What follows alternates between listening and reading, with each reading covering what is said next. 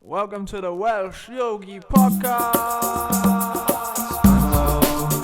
Hare Krishna, Prasthaya Bhutale, Srimati Bhaktivedanta Swaminiti Namine. Ooh, okay, take two, action. Hey, Hare Krishna everyone and welcome to the Welsh Yogi Podcast. My name is Bhakta-rupa and unfortunately Gopal Roy has got a little bit of a cold, a bit of man flu, but we've got a replacement in the form of Pajanya Gopa, Hare Krishna. AKA PJ. He's the original French monk / punk. But yeah, how's it going, PJ? Yeah, it's nice to be here. Back after a few months. Back in the hot seat. It's been a long week of festivals in T Krishna, right? Very intense, yeah. We had Balaram's birthday. We celebrated that not last Sunday but the Sunday before. Yeah. Big feast. Some like Varuni drink, which is like basically sugar drink. Basically, sugar, milk, Yeah, condensed milk, cream. Yeah, so that was on Sunday. Monday, some of us went for like a house program, another feast. Yeah. Tuesday, it was a day off a feast, but we actually just had the leftovers of the previous feast. Which was loads. Yeah. Wednesday was... Wednesday was... I don't know what Wednesday was. Well, there was Janmashtami then, and then... Yeah. Jamnasmi was Thursday or Friday. That's Krishna's birthday, and that basically means fast all day until midnight. So you wake up at whatever time you usually wake up, 3:30. Yeah. And fast all the way until midnight. Some people didn't even have water. And you have an intense day of service. Yeah, it's like full on. Which is good because Hosting a you're festival. getting absorbed, isn't it? Like, Yeah. Otherwise you just When think about eating. Yeah, if you're not busy and you're hungry, it's horrible. But Yeah. for me, the day went so quickly. Yeah, same. It was very... just being absorbed, just you forget everything and happy days. You go through it. It's a secret. The secret to controlling your mad mind is just become absorbed in something. Like the devil makes work for idle hands. Exactly. The idle mind is the devil's workshop. Exactly. So yeah, it's like that. We gotta get active. We gotta be doing something. Yeah. But make sure something that will uplift your mind. Yeah. So what's the best thing to do, Bhakta-rupa? There's many best things. Make a podcast. Exactly. That's the best thing to do. But basically, it's engaging yourself in some service, selfless service. That's the ideal. And this is something I tell so many people. Like if you meet, if someone's anxious, real suffering from anxiety or depression, just say like, listen, if you start volunteering, doing some service, any volunteer in any service, you can go work in Oxfam, bookshop. Yeah. You can do anything. You can go and you can literally not even do so. You could just get a bin and a litter picker and just go and pick litter. Yeah, it's a service. Yeah. It's just like serve in some way. Yeah. And it just takes the emphasis off you and your problems and your anxiety and I'm so depressed and it's all about me. No, you put it on other people. You put the emphasis on the others. Yeah. And you see how actually you're tiny in comparison. Yeah, it's very powerful. In comparison to everyone, you're just a tiny little dot, a little piece of dust. And when you see that you're just a little speck of dust, then your problems are even smaller. Yeah. It's about getting perspective. Yeah. So yeah. How can like a tiny speck of dust have a huge problem? If you're tiny, you only have tiny problems actually. Mm-hmm. It's a storm in a teacup. But from our limited perspective, it feels all-encompassing. Would you say? Like when there's some issue, when you're seeing through that dissatisfaction, anger. Yeah. How do you get out of that? We just spoke about it. Well, yeah, what we just spoke about is just focusing not on ourselves but on giving. Yeah, be a giver basically, isn't it? And then suddenly the focus is not so much on you anymore, and you, by engaging your propensity to give, which you'll have, suddenly things become better. Because that's what we mean to do actually. Yeah. We mean to give. We mean to serve, and the more we do it, the more we are ourselves. Yeah. Basically. Acting in our real position, isn't it? Yeah. And Christmas is good because you give. Yeah. Not because you get, right? I don't know. When I was a kid, I used to like to get I've got a PlayStation and a guitar. Yeah, And often you see so many videos of kids, they get something and they just break everything. They're just so unhappy, because they don't get what they wanted, or they didn't get enough, or they didn't get the exact. There's so much disappointment when you expect something. It's an Arctic Monkeys song. When you want something for yourself, yeah. You heard that song? The what? Anticipation as a habit to set you up for disappointment. Yeah. It's like if you're anticipating something, it's going to be so good. Yeah. Disappointed. Yeah, it was just a whole dream you made in your mind. And then, it doesn't live up to the expectation, yeah. And like Tarakanath Prabhu was mentioning in a class not long ago, he was saying that we because we feel empty, we don't have a sense of inner satisfaction within ourselves. We go out into the world and we're trying to get something for us. We're trying to grab something from this world or from others. We want to get something. So we're out in a search for something. So we, us incomplete being, are trying to grab something to feel complete. But actually, it's within. What you seek is seeking you. Yeah. Find the inner peace within, through meditation and through working on yourself, and then you'll find that inner treasure, and then you won't look at the world in terms of what can I get, but you'll look at the world in terms of what can I give, and then it changes your whole perspective. I thought it was very powerful. Imagine having that perspective. If you keep yourself content, like everything, like I just want to give to everyone, serve. Is there a way that you could do that in the wrong way though? Well, it can only happen if you are actually self-satisfied. If you're satisfied, because if you're not actually satisfied, there's nothing you can. It will be very artificial. It's good to kind of, I guess, try to force it, but to some degree, you cannot give what you don't have. So a lot of times people. Okay, that sounds good. I'm going to start giving. Yeah. And you go out there and you could easily get exploited by people who are just taking. Yeah. So there's definitely the art of giving. Yeah. That's what Bhakti Yoga is all about. Is okay, how can you do the best welfare work for others? Yeah. How can you help others in the most deep and meaningful way? Not just like, okay, I'm going to do whatever you like, just someone, because there's so many people out there to take advantage. Yeah. So if you're in a community of givers, you know how to give and when to give and the right kind of. Yeah, it's like he was also mentioning Tarakanath how there's 7 billion people on Earth or something, all feeling incomplete. So everyone is trying to get something from this world, trying to get something. So and then we wonder why there's war and why there's competition and envy and jealousy, because we are all trying to get something for ourselves. So but if you have one person, just one person who's got that inner peace, which comes from a connection with the divine, with the supreme, one person can change the whole world, isn't it? Yeah, which leads us very, very smoothly into the day after Jamnastami. Yeah. So Jamnastami festival, we stayed up till midnight. We had a ridiculous feast. Yeah. And then we cleaned the whole kitchen until 3 a.m. Yeah. And then the next morning, like literally 7 or 8 a.m.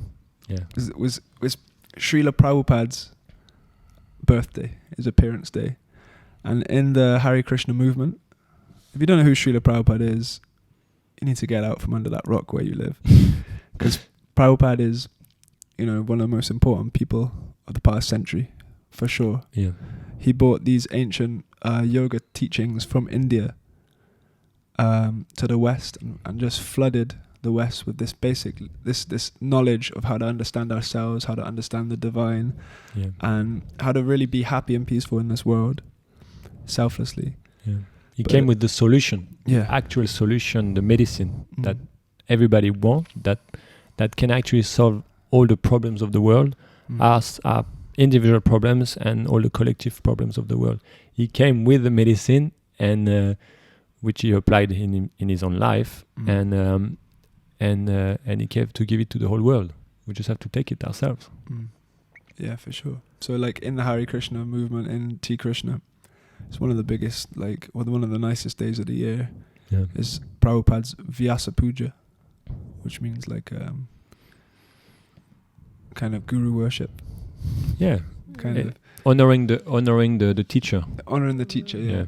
So like we all had like little kind of letters or offerings that we wrote to Srila Prabhupada to express our gratitude, because gratitude is very key for like spiritual vitality. Like every single morning we sing songs of gratitude to the previous teachers that gave us this spiritual wisdom, and this kind of answer to our own individual problems. So every single morning for half an hour we sing songs and for that, you know. And like it makes your heart overflowing with love then, basically, you know. Gratitude is vital. It's like a cornerstone. Gratitude, an attitude of gratitude. So yeah, Srila Prabhupada is his birthday, so appearance day, really. Appearance day, they call it, because why? Why? Because the soul never takes birth and never dies. The soul is eternal.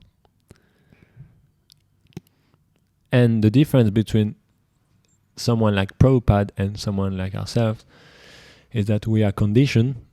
We come from a previous situation of being conditioning, which means we had previous life in different material bodies.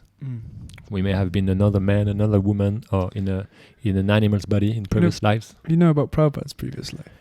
But Prabhupada, Srila Prabhupada, he doesn't come from this material world. He's coming down directly from the spiritual world, and he comes down uncontaminated by the material nature, and he comes down to actually liberate the whole world. It might sound a bit crazy and a bit like woohoo, but actually it's a fact, and his life is a testimony to that. Is his life, the way he led his life. Sometimes, so for example, he never committed a sin. You know, like so many people think, especially Christians or people think in general, like, well, we are sinners, right? We are sinners, and there's nothing you can do about it. You just have to believe in God, and hopefully you'll go to heaven, right? But actually, there is such persons who can live without sinning, and he taught the art of living without sinning, and it is possible. I think that word, though, sinning, takes a bit of unpacking, because like you hear, like with those Christians, people that are on the street saying, "You will burn in hell for the sins you have committed. You will burn for eternity." You know, those kind of Christians that give that word sin like such a negative connotation. But sin basically means to act in a way that's opposed to our nature, our true spiritual essence. So like we've discussed on the podcast a few times, but like our body is our vehicle.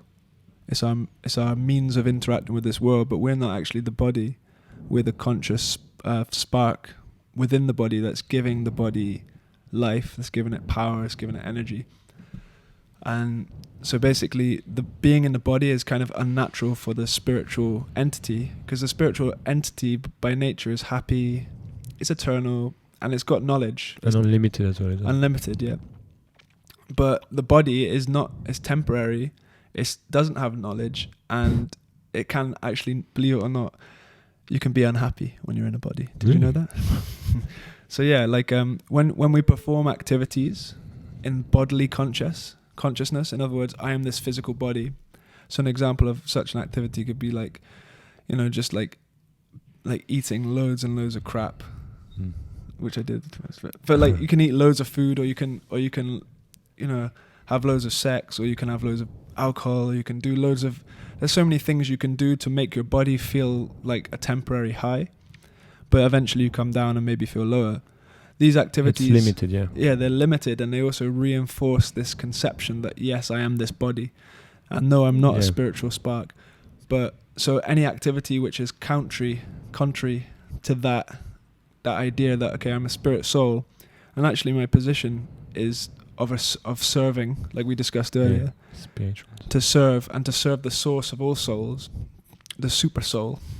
And when I'm acting in that consciousness, then I'm acting in my higher spiritual, almost like in a liberated state. But when Yeah. I'm acting as a body, and when I do activities which go completely against being a soul, in other words, go completely against being a servant of that super soul, then those activities you can call sins. Yeah, it's interesting, like, to kind of think about it. Yeah, So we just need to get out of the idea that actually we cannot be happy by bodily sense, what we call sense gratification, by sense pleasure.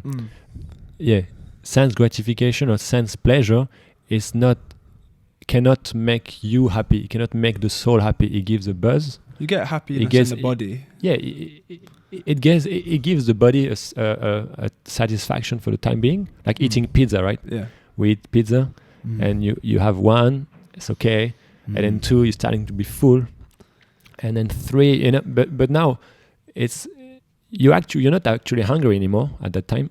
It's the greed and the kind of excitement that maybe I'm gonna feel that high more and more, but actually it doesn't satisfy you within. Yeah. And so we need to really not focus on the bodily trying to really gratify the body, but try to understand what's gonna make the soul happy, what's gonna make me within this machine happy. Yeah. That's the art of 100%. And I just wanted, if I can mention about, we talk about this bodily sense pleasure, and obviously as human beings we're very limited to enjoy the body, and because that's not what our body is meant for. It's meant for enlightenment, isn't it? To inquiring about spiritual knowledge, and to enlighten ourselves and everyone else, and if so, the animal's body gives much more ability to enjoy materially, isn't it? Like I was talking about the pig, how a pig can eat unlimitedly, not unlimitedly, but can eat all day long. The pig can have a lot of sex as well. Pigs have better facilities than the human beings to enjoy sense gratification. They're more capable of enjoying. Yeah, their body is more suitable for that gross kind of sense of gratification. But as human beings, it's so limited. Yeah, but a pig can't listen to the Welsh Yogi podcast. Exactly. A pig can't inquire about the meaning of life. Exactly. So let's not be pigs. Let's not act like a pig no more. Yeah. But yeah, it's no interesting. more. Yeah, we've all done it. Yeah. Been there, done that. But material happiness, sensory pleasure.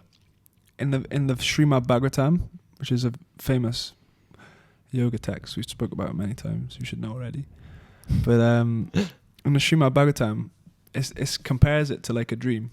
Like a dream is temporary. You may have an awesome dream where you're like flying over mountains and playing with people or doing whatever happens in this dream. But when you wake up, what good was the dream? What good was the flying? And what's the point, even if it was good or bad anyway? Yeah, and pretty soon you'll forget the dream altogether. Yeah. So it's like that. It's like, that's fine. It's like we have pleasure. Okay, really good. But eventually we're going to forget about it. And especially when we leave this body, which is ultimately is what we call death. Yeah. When the soul no longer can exist within this body because the body doesn't work anymore, then the soul will leave. And it didn't matter what at that we point, enjoyed. the dream's over. Yeah, it's like what's the importance? So like, do we remember all the happiness and distress we went through in our previous life? We didn't. We don't. No. So same thing with this life, we won't remember. Yeah. So what's the actual point of focusing so much on the material thing? So good point, Bhakta-rupa. So that was like a nice tangential sort of meander around the bend. But we basically said, okay, so Prabhupada came to this earth. He did have previous lives, but they were almost like training for the life where he came to. Like he said that once that he used to, but in his previous life he was a doctor that didn't commit any sinful activities. I heard that. Have you heard that before? Never. But interesting. But like so yeah, Prabhupada didn't commit any sinful activities, which means that he didn't do any activities which reinforced himself as a physical body. He was never forgetful. All of his activities were meant to connect him to that source, to that divinity. He was never disconnected. Yeah, from Krishna. Source, yeah.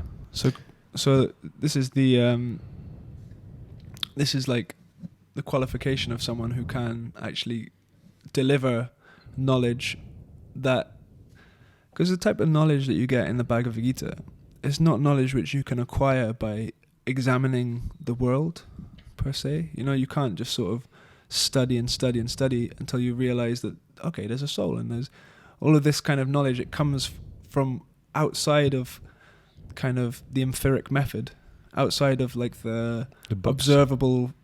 You know, you can't just come to these conclusions yourself. In fact, these messages, the Vedas are an eternal message which exists from time immemorial. Yeah. It's like and it's essentially the kind of red pill to get out of the matrix, or it's the cheat. Yeah, it comes from outside the matrix, basically. Yeah, exactly. It's not part of this box. It's just coming from outside of it. So we're in this box, and all the knowledge, everything we experience is from that box. There's so much knowledge and so many things, but actually, if it, it's I like the knowledge comes from outside the box. Outside the box. So you need someone like Prabhupada who can think outside the box. Yeah, because it's coming from outside that box. Exactly. It's coming in just for but us. You know that saying, think outside the box. Yeah. He's coming in. He's taken the whole world out of it. He wants to take us all back. And he's teaching. He's actually teaching all living entities who choose to hear these messages how to think outside the box. In other words, how to think outside of the limitations of our material, minuscule mind, body, and senses. Yes, that we're so proud of sometimes. Yeah, we're tiny. Like if you take the roof off this building right now and just see us two sitting here, we'd be like, oh my God. Yeah. And we're just down here like,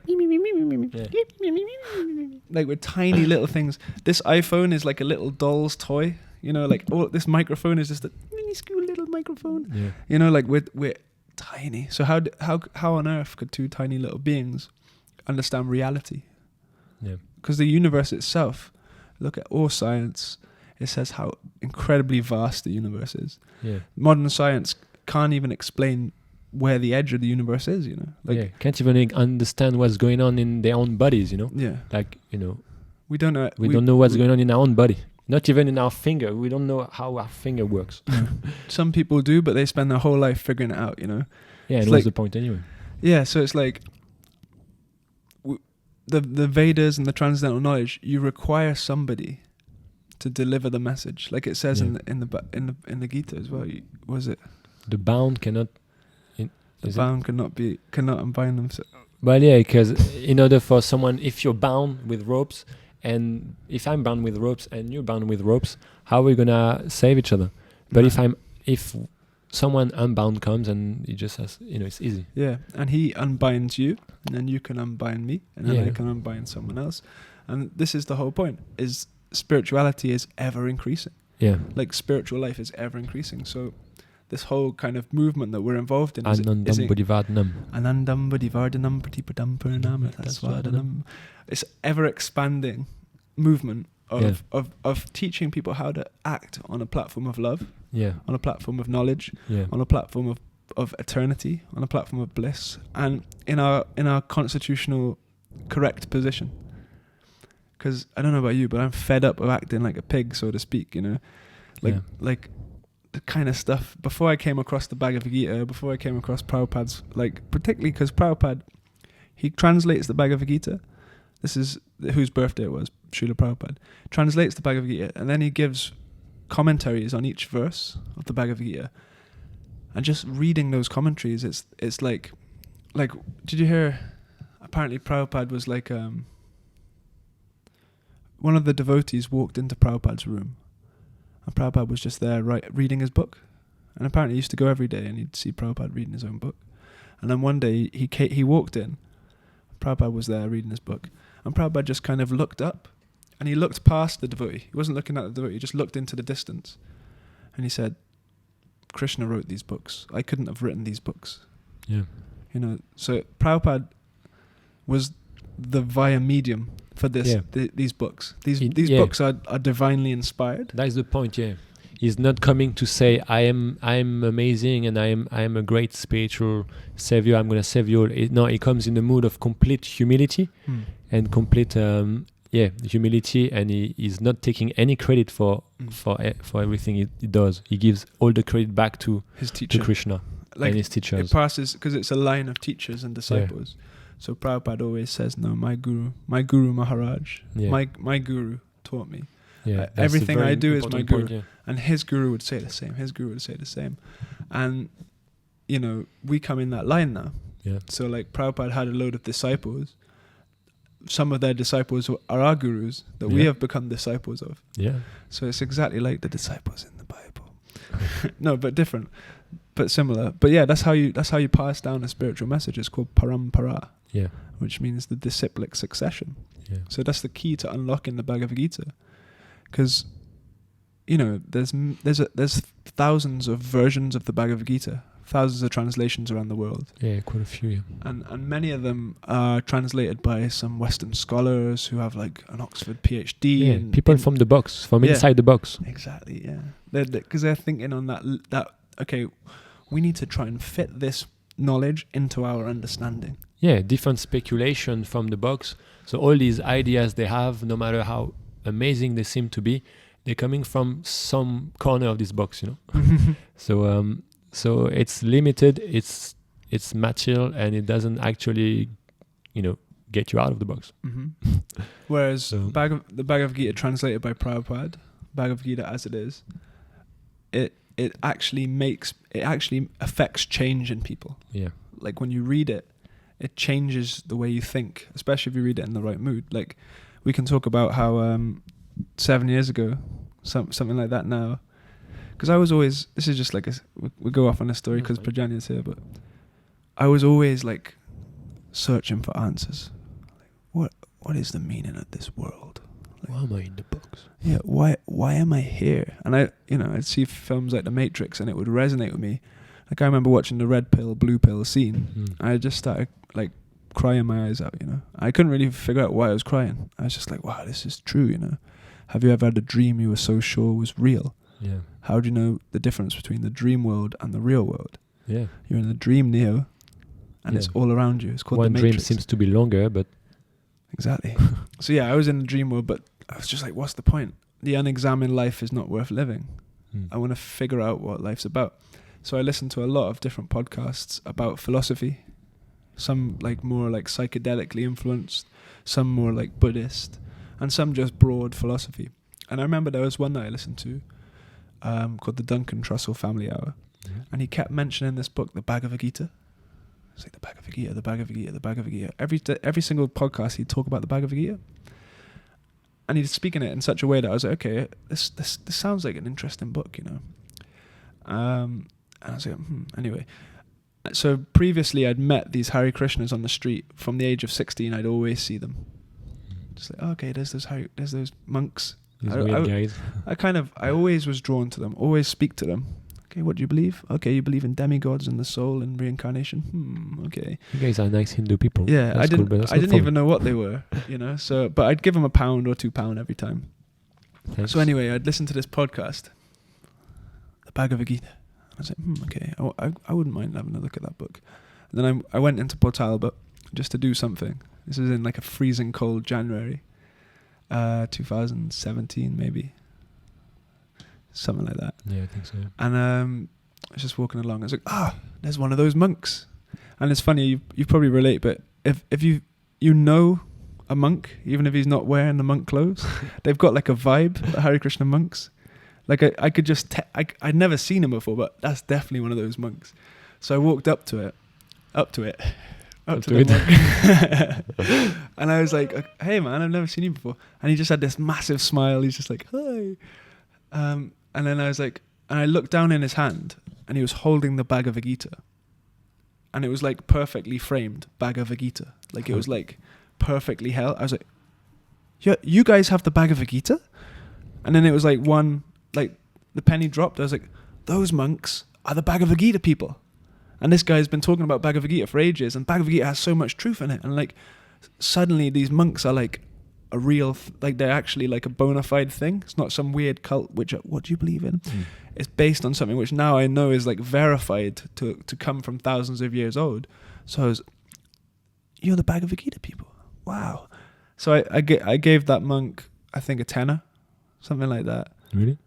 Yeah, I gave him a tenner, took the book, and I said, and I shook his hand, and his hand was freezing cold. So I was like, I'm gonna go get this guy some gloves. So like I like scurried off, came back with the gloves, shook his hand, and I went home and I just read the introduction to the Bhagavad Gita, and it was like a whole revelation. It was like a whole, oh my God, this is the truth. Like this is like, but also it was very like testing, because the way Prabhupada writes is very direct. Like, this is true, this is true, this is true. Because it's so obvious for him. There's no like there's no speculation. One thing about Prabhupada is his simplicity. Like often we like very intelligent people, or so-called intelligent, like, you know, try to think so much, and speak very, you know, using very difficult phrases and words, and, you know, and they just but they just lose all common sense, you know. They think so much that they can't understand anymore something very simple, like you're not the body. Like, and flower, you just overthink, and because you overthink so much, nobody can actually really understand what you're talking about, and also you can't really understand what you're talking about. And when you told something very simple, you can't understand. And Prabhupada, he just told everything so simply, you know, because when someone is in knowledge, he's naturally humble, and he speaks simply. Yeah, that's the beauty of Prabhupada. He just speaks according to what he's been taught. Complete humility, just, you know, you're a spirit soul, you know, and there's no wishy-washy things, you know. Maybe this, maybe that. It's like, this is the he's way not trying to lose you in some kind of. He's not trying to. It's not even trying to like trick you into believing something. It's like, this is the truth. Yeah, he says it, or he lives reject it. it. Yeah. Like you can read this book and go away. You don't like it, go away. Or you can read this book and say, okay, move into the temple and shave your head. No, because he knows exactly, you know, and the Bhagavad Gita, that's why it's not a sectarian book or anything like that. The Bhagavad Gita just tells you, if you live in this way, you're gonna end up in that way. If you live in this, you know, it's just telling you action, consequence. And if you check it out, you'll see, okay, I've lived my life. You know, you'll understand how it's all practical. And the more you read it, the more you can see it and how it applies to everything in reality. Yeah. But just before we finish that, the monk that I met on that street in Port Talbot was none other than this man right here, Prajanya Gopa. He gave me my first Bhagavad Gita. Well, yeah. So that's how we all came along, isn't it? Like most of the monks, we met someone in the street. We just met a monk, and most of us, and we got in contact with Prabhupada. Basically, that's the link. That's something that links us all. Is that we all basically Prabhupada changed our life. It's all that we've all met Prabhupada, and coming in touch with Prabhupada completely changed our life. And that's the thing, is like the monks on the street that are giving out books, selling books, however you wanna, they're literally just messengers. They're just passing on this message in the same way that Prabhupada's actually just a messenger. Because all of his purports, all of the descriptions on the verses in the Bhagavad Gita are based on the commentaries of the previous teachers. So everything that Prabhupada's saying is just in line with what the previous teachers are saying. So he's just a messenger. So this is how the transcendental knowledge is passed down. It just, the messengers give the message. I'm not saying listen to what I think. I'm just saying this is the message. Yeah. And when you're as it is. Yeah. When you're in that line, you feel so much happiness just passing on delivering the mail. You just feel so much happiness because you're actually happy in the soul, because you're helping other souls realize that, oh yeah, I'm just a soul. This body's temporary. It's a dream.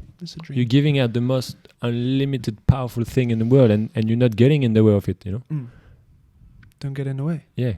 You're just giving it as it is, and that's really amazing. It's far out. So, but yeah, it was game over. Once I got that book, game over. Like, I think I was working in the factory at the time.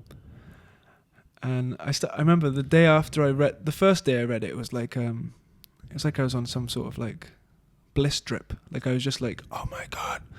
Like epiphany means the revelation of a pre-existing truth. Okay. You follow that? Yeah. So a truth that was already there becomes revealed. And it was just like epiphanies for because it took me like 6 or 7 hours to read this introduction. I was like writing notes. I just sat there for the whole time as well. Like I got home from Port Talbot and I sat there and just read and read and read and wrote notes and just tried to, like, I never read a book for that long in my life before that. But then the next day I was reading just through the the bold part just through the Bhagavad Gita verses, and I had this kind of like flash, which of like, almost like, it was like a, poof, like, I have read this before. It was like, and I've read this many times. It was like flash, flash, flash, flash, flash. It was like, it was almost like my life flashed, like many lives flashed before my eyes. It's reminding you what you've forgotten. Yeah, isn't it? And it was honestly, it was like I've read this in many forms. Like this is my first time reading this book. I got that impression very much. But anyway, I was in the factory, and I remember I'd go to the factory and I'd be like, yeah, there's demigods and there's celestial planets, and if you die in the fortnight of the waning moon, then you'll go to the moon planet, and like all of this kind of far out information which is in the middle of the Bhagavad Gita. And I didn't know what I was talking about. I was just telling these people that, and they were just looking at me like, what on earth has happened to Ben? He's taken one too many magic mushrooms. He's taken too many magic mushrooms. But it was quite funny because like one of the people I was working in a factory which makes conservatory roofs. You know, conservatory? Okay. It's like a glass house at the back of your house. Mm-hmm. And one of them, his name was the S. He's from Neath. You might see him if you go on books in Neath. Jonathan Evans. He'd already knew about the Hare Krishnas because there was the hardcore scene, like hardcore Hare Krishna punk. Oh yeah. From the 80s. And he after he found out that I was into the Gita, he just used to play this like hardcore Hare Krishna punk music to me.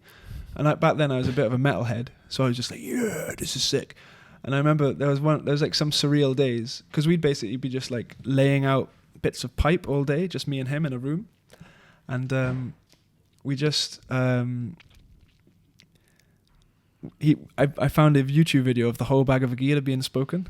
It's like a 3-hour video, and we just played it on repeat all day while we were putting pipes there, and he's just like a normal guy just listening to all of this like far out. It was just like a really like kind of mystical time in my life, you know. Yeah. And then I think it must have been a year or two. Think about the effect it has on people. It's like for the first time of your life, you hear something that's not contaminated by anything material. You hear a pure message. You hear something pure from outside the box. And by hearing this, so you're in touch with it, and it literally liberates you. So at that time, being like you have a glimpse of the spiritual world, and you're testing something you've never tested in this life. And this is it, like liberation. We think of liberation as like the ultimate goal of mysticism, you know, like you hear about Buddhists, they practice for 60 years of silence just to attain liberation. Liberation meaning escape from this material from the kind of suffering, liberation. But in Bhakti Yoga, liberation is something very simple. Liberation simply means to act as a spiritual spark, to act as a soul. Yeah, like as long as you're acting in the capacity of, okay, I'm a spiritual entity, and I'm meant to serve the whole spiritual entity, the super soul, Krishna. That's what I'm supposed to do. As long as you're thinking in lines with that, you're liberated already. You're already outside of the material. You're already in your constitutional position. You're in your natural position. And so that's why we do activities like chanting Hare Krishna, which connects us to that, or reading the books, because when we expose ourselves to the sound vibration from outside the box, then naturally we gradually become more and more aware that, yes, I am that spark. We are outside the box for the time being, at least. And then that's the whole process. And if we remember it, the sound keeps going in our mind. The sound is not necessarily a sound that's, that's a sound, but sound is internal as well. Yeah. So a thought is a sound, isn't it? Subtle sound. So by remembering the Bhagavad Gita and Prabhupada's message, we actually keep hearing it, and we are liberated as well. Yeah. Yo mam pasyati sarvatra. And then we're acting. Yeah. And then, hearing, thinking, remembering, acting, that's it. Then you're liberated. Yeah. It's just a matter of managing to not interrupt this spiritual form of life. Because naturally we're used to acting as a material body, as a body. So like naturally that inclination will slide back in. So right now you listen to the podcast, yes, I'm a spirit soul, yes, I'm liberated. But then as soon as you stop listening, that dream world starts to come over you again. I've got work, the kids, I've got to go and do this, blah, blah, blah, and you completely forget about that.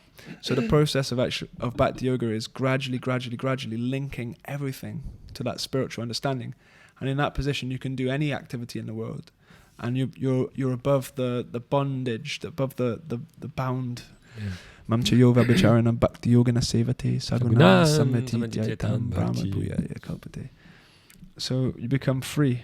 You become free as a bird. Yeah. So but that was nice little. Let's end up with Prabhupada, like a last clarification of Prabhupada. Prabhupada, go on then. So if you guys definitely, there's a movie that you guys should watch. Well, you know the movie Prabhupada?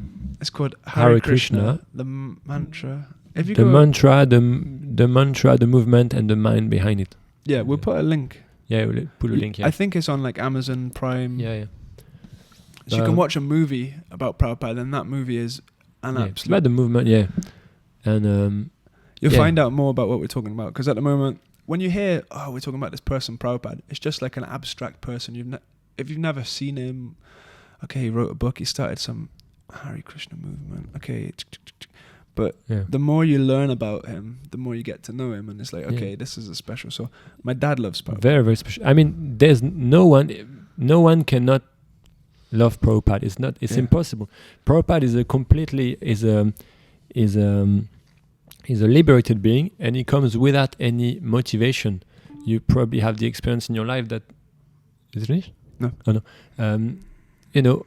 Whoever Prabhupada is someone who has no motivation to exploit anyone. He's a pure being, and it's something very rare that we've probably never met in our life. Someone who comes, who only wants your benefit, and is your ever well-wisher. And when you meet someone like this, it's very easy to hear and to become affectionate, to love that person, because it has no other motive than to help you and to and make you happy. That's his whole movement. He's full in himself. He's completely satisfied. He's got everything. So now he's just came here to give, and and if you read about his life, you'll see that every moment of his life was just dedicated to give to others. And so we are trying in our daily activities, we're trying to follow in his footsteps, and just trying to help in the movement he started, and trying to But that's important what you said. He's there to give. He doesn't want anything out of you. Yeah. So there's a nice meditation to read one of Prabhupada's books, because I'm assuming that if you've got 44 minutes into the Welsh Yogi podcast, you've probably got a Prabhupada book somewhere in your house. Probably. If not, why not? No, if not, send a message and we'll send you one. But yeah, open that book after this podcast. Next time you get a free second, open it in that mood of, okay, Prabhupada, you came to give this message. I'm here to receive it. Yeah. I'm a radio antenna. My mind is open, and I'm just going to hear what you have to say. And when you read in that consciousness, you become liberated. You feel so free. So especially with devotees, with Hare Krishna, if you've got a Hare Krishna friend, grab him and read with him out loud. Sorry. Read him out loud, That's my friend. And you'll notice a palpable change in the energy of the room. It's do you know what I mean? But really, thanks for listening. Prabhupada was awesome. PJ, you were awesome. Thank you, Bhakta-rupa. Thanks for the podcast. I think this podcast is gonna be more known in the world. Just as Prabhupada will be more known in the world, the Welsh Yogi podcast will be famous all over the 3 worlds. It's true. We've basically got 5,000 downloads already. Basically, one last thing about Prabhupada is that can't stop you. He's gonna become more and more famous because he's the most amazing person who ever walked the earth. It's not an understatement. People are gonna come to that realization gradually. Yeah. Srila Prabhupada Patita Pavana. Prabhupada, Jaya Jaya Prabhupada. Thank you, everyone, and we'll see you next time. We love you.